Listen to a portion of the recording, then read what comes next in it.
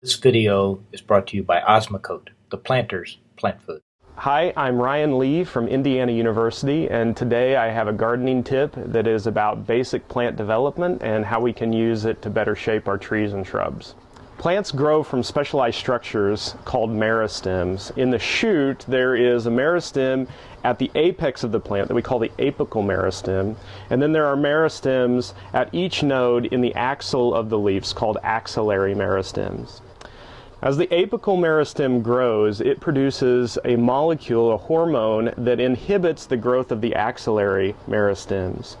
So, as this apical meristem grows and grows, then the concentration of that inhibitory hormone becomes lower and lower at each node, until at some point these axillary meristems are released from their inhibition and allowed to grow. You can think of that then as the further the axillary meristem is from the apical meristem, then the longer these axillary meristems have had to grow, so you get more branching. And this gives rise to the overall conical shape of evergreen trees in particular. Plants that exhibit very strong apical dominance, or very strong amounts of inhibitory molecules made in the apical meristem, tend to get very leggy. So that means that they have very few axillary meristems. They're not very dense, not very bushy. So this is an example of a Weigelia that I've been growing at our house. So this Weigelia exhibits very strong apical dominance and has a tendency to get very leggy and not very dense.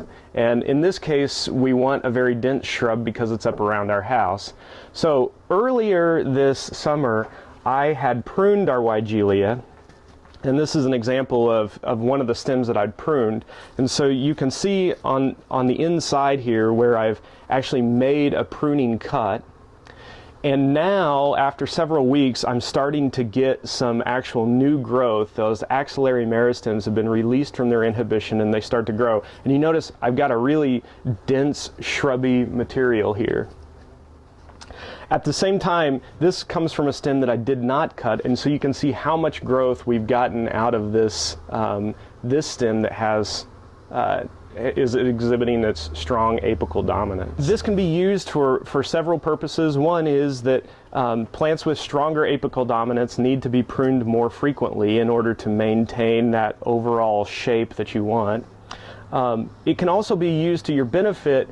So certain trees, like apple trees, tend to have very strong apical dominance, which can be a good thing if you want to train the apple tree to grow in a particular shape. So this has been a tip about basic plant development and how you can use it for pruning. I'm Ryan Lee from Indiana University. Thanks for watching.